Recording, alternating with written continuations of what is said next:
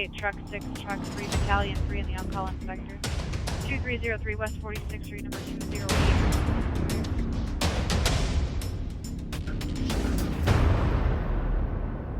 Hi, I'm Division Chief Steve Fessler, and on this episode of Sioux Falls Fire, we go out with our USAR teams for some swiftwater rescue training.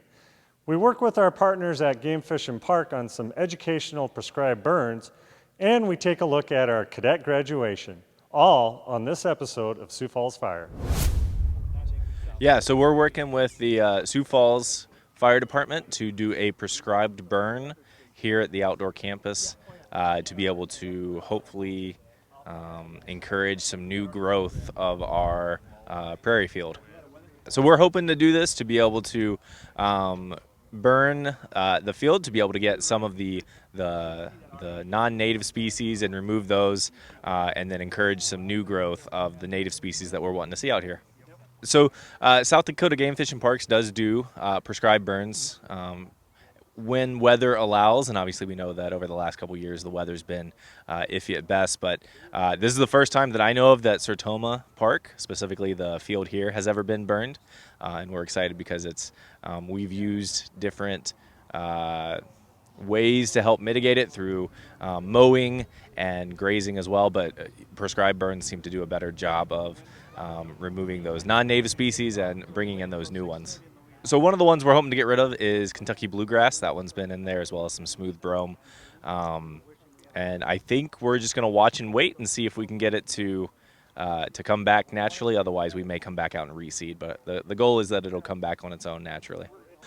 Precautions is key when it comes to these burns. The outdoor campus, Sertoma Park, and the Butterfly House are centrally located in Sioux Falls, so it's a really well-used park, and we always have lots of folks here. So definitely having to be cognizant of where the public is and making sure that they stay safe and understand that they shouldn't be getting close to the fire. And then the Sioux Falls Parks or the Sioux Falls Fire Department has quite a few folks out here who are going to be patrolling the area to make sure that no one is getting too close to the burn. That people are, more than welcome to enjoy watching it and see what happens, but we also want to make sure that people stay safe. So we've got 4 different sections that we're hoping to burn over a series of 4 different years. So this one's kind of the test burn to see how it goes. Again, it's never been burned, so we'd like to kind of get a test of a smaller area to see what it looks like, and then eventually we'll burn the other 3 units subsequently throughout the years. We have a section across the Oxbow that we're hoping to burn in probably 5 years. We've mowed it before to kind of get rid of some of the foxtail, but we're hoping to come back in and burn it and see if that produces some better results than we've had in the past. Again, we're really excited to be able to work with the city of Sioux Falls to be able to offer this burn. Again, it's a unique opportunity. We're South Dakota Game Fish and Park, so we're a state entity located in a city park, and we're working with the Sioux Falls Fire Department to be able to put on this burn. So it's a lot of different state and city agencies working together to be able to offer a unique conservation method to better our parks. All right, my name is Michael Olson. I'm a firefighter at Sioux Falls Fire Rescue here. Also handle all the swiftwater rescue instructing with firefighter Luke Langenfeld. We're out here today doing our annual swiftwater rescue training up here at the diversion channel along the Big Sioux River. So today we were working on different types of go rescues. So the first one was an untethered go rescue where, just like it states, the rescue swimmer jumps in the water, not connected to rope or anything, and then once he makes contact with the victim in the water, onshore personnel throw a rope out there to catch them. First we did it without the rope just to get timing down, and then we incorporated the throw bag rope later on in the training session. We also practiced our tethered go rescues, which would be when our rescuer enters the water with a rope attached to them. The rope is attached to a quick release strap, so if they're ever in trouble they can separate from that rope and swim out. But what that allows is it frees up the rescuer to not have to worry about catching a rope once he makes contact with the victim. Then we have people on shore that anchor down that rope and help pull the victim and the rescuer to shore.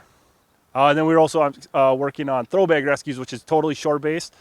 A couple different techniques. One would just simply to be grab the victim's attention, throw them a rope, have them capture it, and then we pull them in. The other technique we were working on was what we call a box cinch, which utilizes ropes from each shore. We throw them across. We essentially create a box with the rope. We attempt to catch the victim the rope cinches down on them, and then we bring them to either whatever shore we decided that would be the best option to get them out of the water. So this is water rescue. Water rescue is a subdivision of urban search and rescue. About 20 to 30 firefighters over the next 3 days will take part in this type of training. We'll have an afternoon session today, and then the next 2 days we'll have morning and afternoon sessions where we just get down to the basics of go rescues and throw bag rescues, so that our guys are comfortable in the high flow water and ready whenever there's a large rain or a high flow incident or flooding incident in Sioux Falls, that we're ready to go. Today we were specifically working on go rescues and throw bag rescues. We have other techniques we use. We have inflatable boats, some with motors, some without. Our without would be the RDC, where we either tether that boat or we paddle it to our victims to perform the rescue. We have inflatable motorized boats, which we can handle these same flows with a motorized boat to get into the tougher spots along the Big Sioux to rescue a victim. And then we also have our flat bottom boats that would also help rescue a victim. But today we were working specifically on our go rescues, our in the water rescue scenarios. We just like to thank the guys from Public Works. They assist us and they open up the gates to the Big Sioux, so it controls our flow. It allows us to work in different types of flows, ranging from very little flow to very, very high flow to simulate those flood waters that we experienced a couple of years ago here in Sioux Falls.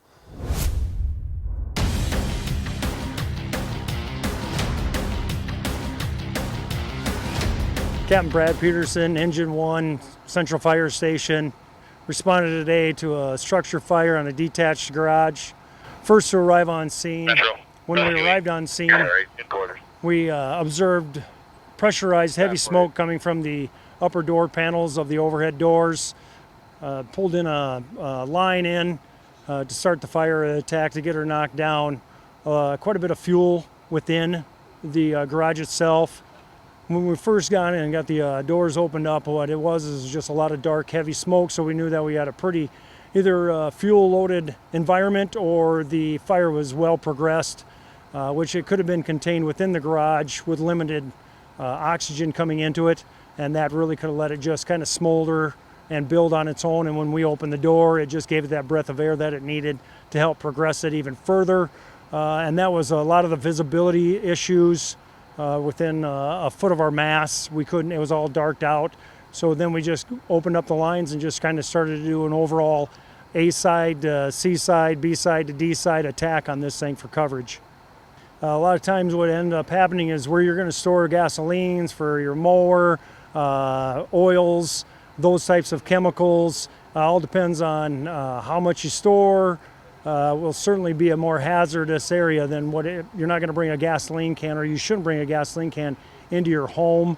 So we had quite a bit of a fuel load within there with just combustible liquids. In a house you have partitions, you have walls, you have bedrooms. The walls make up the partitions. In a garage you may not have those partitions, it's wide open, which can help you with the fire attack, but it can also hinder you because there's just more susceptibility to internal exposures. One gas can starts on fire, it goes up the wall, spreads over the ceiling, and you not only have now a fire on A side, you may have it all the way over on Charlie's side. Those kinds of open exposures like that. And so it's just a really open environment. Does not help you out in some fashions. You want to have good ventilation within the garage itself, especially if you're storing large amount of gasoline, other solvents, stuff like that. Got to be able to breathe in there. Don't want to be storing any rags that have chemicals in them. You don't want them bunched up in a bucket. That could certainly be a fire start right there. And so you just want to be having plenty of safety factors in hand if you are working with large amount of chemicals or welding or other types of products or tools that you work with within the garage. I'm here with Fire Chief Matt Mcareavey, and we just finished up presenting badges to our 13 newest probationary firefighters at the Cadet Academy graduation and banquet. What'd you think? How'd it go? It's really an incredible event. It's interesting to see, so you and I 20 years ago got to go through an experience where we received our badges in a much smaller presentation, and I remember how impactful it was for me to see other people from the department, family members to come and share in the experience, and it really elevates to say, look, you're now a firefighter and you're going to be out there serving your community. And being able to be in this venue with all the crowd and family, it's really impactful for us to see just how important this event is and how important it is a first step in their career. Right, and something like this also goes to show of how big of a family it truly is, and how we lean on each other, and how important it is to, when we bring these new cadets in, that we want to bring them in full force. Absolutely. You know, we have a good showing of retirees that show up for this event every year. We were fortunate enough to have council member Sale, a retiree from the fire department, show up. It really just kind of emphasizes that this is a lifelong career. This is a profession, it's something that we take very seriously, and we are a part of a family. Yep, and with our organization as a whole, we depend on our retirees because they're the ones that have given us what we have. So it's important to get all aspects, from the new cadets to the retirees and everybody. Absolutely. There's no way that we'd be here today without their hard work and sacrifice. Yep. So Chief, we had 13 cadets that got their badges tonight, became probationary firefighters.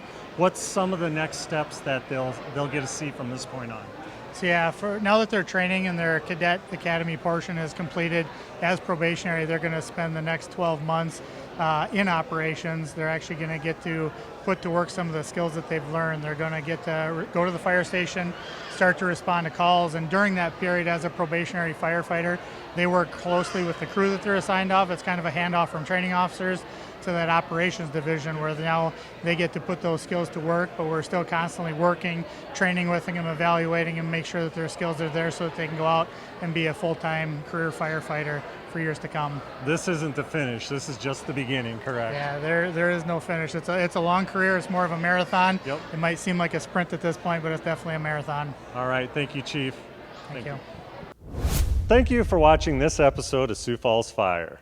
And as we saw earlier with the USAR teams in their swiftwater rescue training, be safe when you're out on the lakes and rivers in the area.